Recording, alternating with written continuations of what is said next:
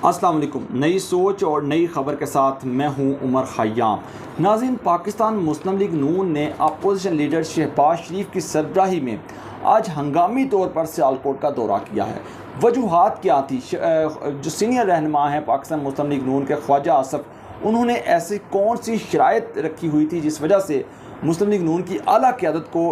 Unplanned दौरा करना पड़ा सियालकोट का? साथ ही साथ क्या अब वो वक्त आन पहुंचा है कि जब इलेक्टेबल्स मुख्तलिफ हलकों से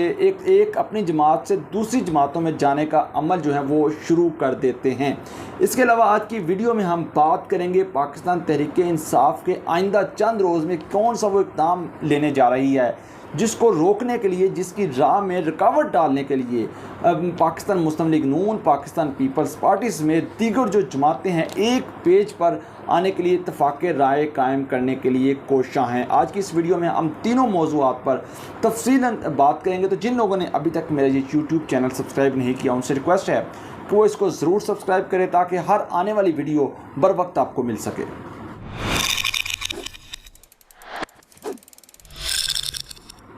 जी तो नाज़रीन, हम बात कर रहे हैं अपोजिशन लीडर शहबाज शरीफ के दौरा सियालकोट की, जिसमें अहम नाम जो हमरा थे शहबाज शरीफ के, जिसमें एहसन इकबाल साहब शामिल हैं, ख्वाजा साद रफ़ीक शामिल हैं, राना सनावला और जो दीगर बड़े नाम हैं मुस्लिम लीग नून के, वो भी सियालकोट पहुँचे। ख्वाजा आसफ़ की रहाइशगाह पर बड़ा धुआंधार ख़ताब किया। बज़ाहिर जो मौक़िफ़ अपनाया गया पाकिस्तान मुस्लिम लीग नून की तरफ से कि वो सियालकोट आए हैं कंटोनमेंट इलेक्शन में ख्वाजा आसफ़ की जो कारकर्दगी है उसको सराहने के लिए। अगर वीडियो में आगे जाने से पहले अगर हम कंटोनमेंट इलेक्शन में पाकिस्तान मुस्लिम लीग नून की कारकर्दगी पर एक नज़र डाल लें तो कंटोनमेंट इलेक्शन में कि मजमूई तौर पर जो 5 नशिस्तें हैं, नंबर गेम में तो पाकिस्तान मुस्लिम लीग नून ने यहाँ से मैदान मारा है। 3 नशिस्तें निकालने में कामयाब हुई, दो नशिस्तें जो हैं वो तहरीक-ए-इंसाफ ने हासिल की। अगर मजमूई तौर पर जो वोट हैं, नंबर ऑफ़ वोट, उस पर नज़र डालें तो 5000 वोट लिए हैं इन 5 नशिस्तों पर पाकिस्तान मुस्लिम लीग नून ने, जबकि इसके मुकाबले में पाकिस्तान तहरीक-ए-इंसाफ ने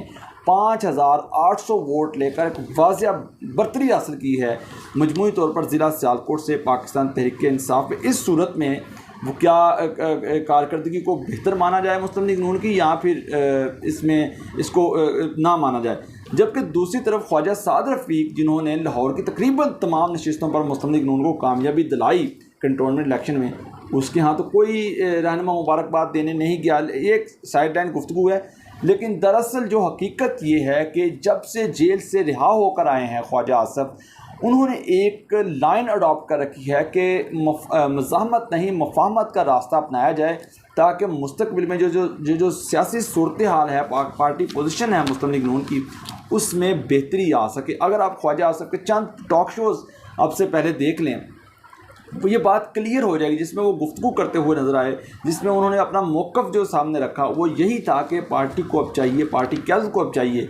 कि मज़ाहमत का रास्ता छोड़कर मफाहमत के रास्ते पर आए, मुस्तकबिल के लिए सोचे, आइंदा के इलेक्शन के हवाले से सोचे, जिस पर मरीम नवाज़ जो हैं वो एक बिल्कुल मुख्तलिफ लाइन अडॉप्ट किए हुए नज़र आ रही हैं। नवाज़ शरीफ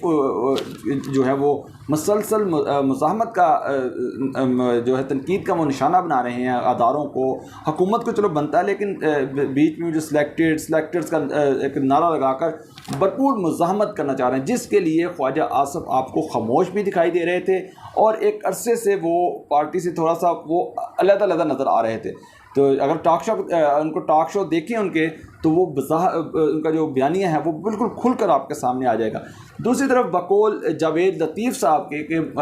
जो है वो आइंदा 2 से 3 माह में नवाज़ शरीफ मुल्क वापस आ रहे हैं, जिनकी वापसी से पहले जो मज़ाहमत का रास्ता है उसमें तेज़ी आएगी। भरपूर मज़ाहमत के लिए, मज़ाहमत का बयानिया को तक़वियत पहुँचाने के लिए मरीम नवाज़ मुख्तलिफ जो हैं वो डिवीज़न्स का दौरा कर रही हैं, वर्कर कन्वेंशन से खिताब कर रही हैं, ताकि जो नवाज़ शरीफ की आमद से पहले मज़ाहमत का जो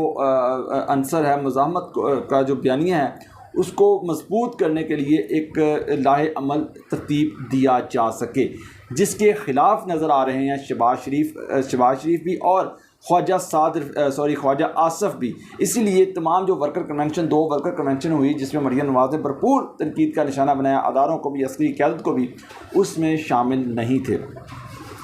इसके अलावा आज की जो बड़ी डेवलपमेंट है, अब क्या हम कह सकते हैं कि अब वो मरला आन पहुंचा है कि जब इलेक्टेबल्स दूसरी जमातों की तरफ रुख करते हैं। आज कोट अद्दू जो मुजफ्फरगढ़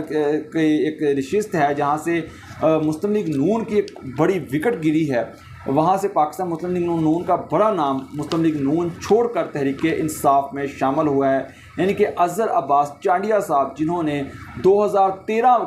में पाकिस्तान मुस्लिम लीग नून की नशिस्त पर इलेक्शन लड़ा और पाकिस्तान तहरीक इंसाफ के उम्मीदवार पर तकरीबन 4000 की बर्तरी हासिल की थी।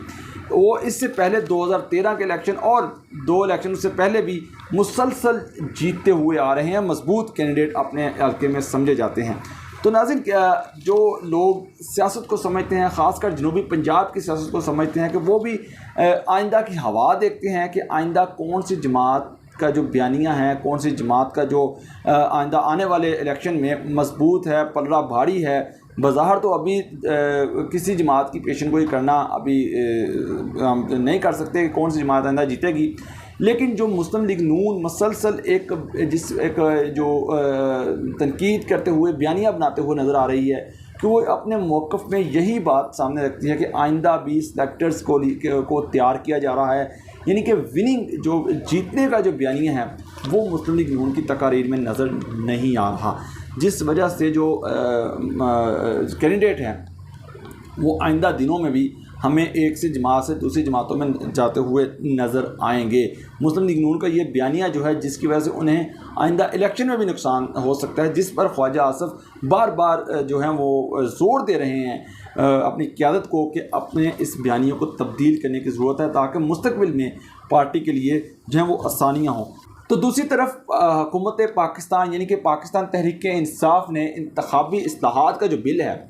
उसको पास कराने के लिए मुश्तरका सेशन पार्लियामेंट का बुला कर उसको पास कराने के लिए जो हिकमत अमली है वो बनानी शुरू कर दी है, क्योंकि पाकिस्तान तहरीक इंसाफ इससे पहले